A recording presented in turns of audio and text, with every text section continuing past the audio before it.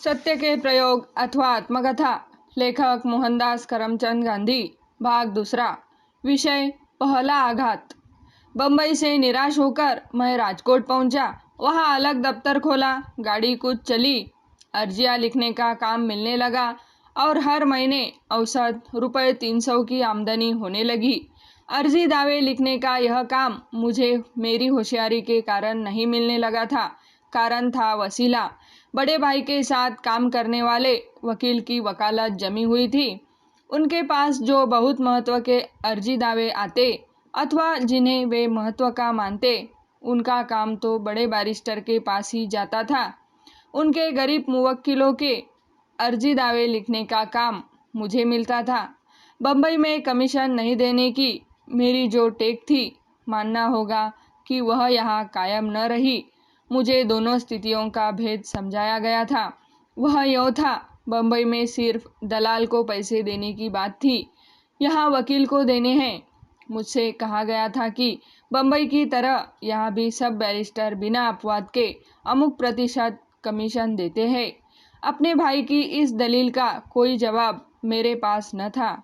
तुम देखते हो कि मैं दूसरे वकील का साझेदार हूँ। हमारे पास आने वाले मुकदमों से जो तुम्हें देने लायक होते हैं, वे तुम्हें देने की मेरी वृत्ति तो रहती ही है, पर यदि तुम मेरे मेहनताने का हिस्सा मेरे साझी को न दो तो मेरी स्थिति कितनी विषम हो जाए। हम साथ रहते हैं, इसलिए तुम्हारे मेहनताने का लाभ मुझे तो मिल ही जाता है, पर मेरे साझी का क्या हो? अगर वही मुकदमा वे दूसरे को दे तो उसके मेहनताने में उन्हें जरूर हिस्सा मिलेगा। मैं इस दलील के भुलावे में आ गया और मैंने अनुभव किया कि अगर मुझे बैरिस्टरी करनी है तो ऐसे मामलों में कमीशन न देने का आग्रह मुझे नहीं रखना चाहिए। मैं ढीला पड़ गया।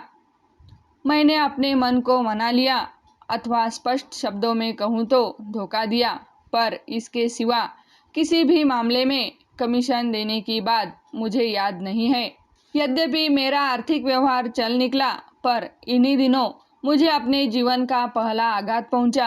अंग्रेज अधिकारी कैसे होते हैं, इसे मैं कानों से तो सुनता था, पर आंखों से देखने का मौका मुझे अब मिला। पोरबंदर के भूतपूर्व राणा साहब को गद्दी मिलने से पहले मेरे भाई उनके मंत्री और सलाहकार थे। उन पर इस आशय का आरोप लगाया गया था कि उन दिनों उन्होंने राणा साहब को गलत सलाह दी थी। उस समय के पॉलिटिकल एजेंट के पास यह शिकायत पहुंची थी और मेरे भाई के बारे में उनका ख्याल खराब हो गया था। इस अधिकारी से मैं विलायत में मिला था। कह सकता हूँ कि वहाँ उन्होंने मुझसे अच्छी दोस्ती कर ली थी। भाई ने सोचा कि इस परिचय का लाभ उठाकर मुझे पॉलिटिकल एजेंट से 2 शब्द कहने चाहिए और उन पर जो खराब असर पड़ा है उसे मिटाने की कोशिश करनी चाहिए। मुझे बात बिल्कुल अच्छी न लगी। मैंने सोचा, मुझको विलायत के न कुछ से परिचय का लाभ नहीं उठाना चाहिए। अगर मेरे भाई ने कोई बुरा काम किया है तो सिफारिश से क्या होगा? अगर नहीं किया है तो विधिवत प्रार्थना पत्र भेजे अथवा अपनी निर्दोषता पर विश्वास रखकर निर्भय रहे। यह दलील भाई के गले न उतरी। उन्होंने कहा, तुम कठियावाड़ को नहीं जानते। दुनियादारी अभी तुम्हें सीखनी है। यहाँ तो वसीले से सारे काम चलते हैं। तुम्हारे समान भाई अपने परिचित अधिकारी से सिफारिश के 2 शब्द कहने का मौका आने पर दूर हट जाए तो यह उचित नहीं कहा जाएगा। मैं भाई की इच्छा को नहीं टाल सका। अपनी मर्जी के खिलाफ मैं गया। अफसर के पास जाने का मुझे कोई अधिकार न था। मुझको इसका ख्याल था कि जाने में मेरा स्वाभिमान नष्ट होगा। फिर भी मैंने उससे मिलने का समय मांगा। मुझे समय मिला और मैं मिलने गया। पुराने परिचय का स्मरण कराया, पर मैंने तुरंत ही देखा कि विलायत और कठियावाड़ में फर्क है। अपनी कुर्सी पर बैठे हुए अफसर और छुट्टी पर गए हुए अफसर में भी फर्क होता है। अधिकारी ने परिचय की बात मान ली, पर इसके साथ ही वह अधिक अकड़ गया। मैंने उसकी अकड़ में देखा और आंखों में पड़ा, मानो वे कह रही हो कि उस परिचय का लाभ उठाने के लिए तो तुम नहीं आए हो ना। यह समझते हुए भी मैंने अपनी बात शुरू की। साहब अधीर हो गए। बोले, तुम्हारे भाई प्रपंची है। मैं तुमसे ज़्यादा बातें सुनना नहीं चाहता। मुझे समय नहीं है। तुम्हारे भाई को कुछ कहना हो तो वे विधिवत प्रार्थना पत्र दे। यह उत्तर पर्याप्त था, यथार्थ था, पर गरज तो बावली होती है ना। मैं अपनी बात कहे जा रहा था। साहब उठे। अब तुम्हें जाना चाहिए। मैंने कहा, पर मेरी बात तो पूरी सुन लीजिए।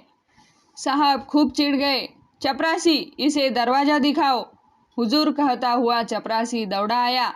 मैं तो अब भी कुछ बड़बड़ा ही रहा था। चपरासी ने मुझे हाथ से धक्का देकर दरवाजे के बाहर कर दिया। साहब गए, चपरासी गया, मैं चला। अकुल आया, खिजा। मैंने तुरंत एक पत्र घसीटा। आपने मेरा अपमान किया है, चपरासी के जरिए मुझ पर हमला किया है। आप माफ़ी नहीं मांगेंगे तो मैं आप पर मानहानि का विधिवत दावा करूंगा। मैंने यह चिट्ठी भेजी। थोड़ी देर में साहब का सवाल जवाब दे गया। उसका सार यह था, तुमने मेरे साथ असभ्यता का व्यवहार किया। जाने के लिए कहने पर भी तुम नहीं गए। इससे मैंने ज़रूर अपने चपरासी को तुम्हें दरवाज़ा दिखाने के लिए कहा। चपरासी के कहने पर भी तुम दफ्तर से बाहर नहीं गए। तब उसने तुम्हें दफ्तर से बाहर कर देने के लिए आवश्यक बल का उपयोग किया। तुम्हें जो करना हो सो करने के लिए तुम स्वतंत्र हो। यह जवाब जेब में डालकर मैं मुंह लटकाए घर लौटा। भाई को सारा हाल सुनाया। वे दुखी हुए, पर वे मुझे क्या तसल्ली देते। मैंने वकील मित्रों से चर्चा की। मैं कौन दावा दायर करना जानता था। उन दिनों सर फिरोज शाह मेहता अपने किसी मुकदमे के सिलसिले में राजकोट आए हुए थे। मेरे जैसा नया बैरिस्टर उनसे कैसे मिल सकता था, पर उन्हें बुलाने वाले वकील के द्वारा पत्र भेजकर मैंने उनकी सलाह पूछवाई। उनका उत्तर था, गांधी से कहिए, ऐसे अनुभव तो सब वकील बैरिस्टरों को हुए होंगे। तुम अभी नए ही हो। विलायत की खुमारी अभी तुम पर सवार है। तुम अंग्रेज अधिकारियों को पहचानते नहीं हो। अगर तुम्हें सुख से रहना हो और 2 पैसे कमाने हो तो मिली हुई चिट्ठी फाड़ डालो और जो अपमान हुआ है उसे पी जाओ। मामला चलाने से तुम्हें 1 पाई का भी लाभ न होगा, उल्टे तुम बर्बाद हो जाओगे। तुम्हें अभी जीवन का अनुभव प्राप्त करना है। मुझे यह सिखावन जहर की तरह कड़वी लगी, पर उस कड़वी घूंट को पी जाने के सिवा और कोई उपाय न था। मैं अपमान को भूल तो न सका, पर मैंने उसका सदुपयोग किया। मैंने नियम बना लिया, मैं फिर कभी अपने को ऐसी स्थिति में नहीं पड़ने दूंगा। इस तरह किसी की सिफारिश न करूंगा। इस नियम का मैंने कभी उल्लंघन नहीं किया। इस आघात ने मेरे जीवन की दिशा बदल दी। यह प्रयास अच्छा लगे तो चैनल को सब्सक्राइब, लाइक और शेयर करें। धन्यवाद।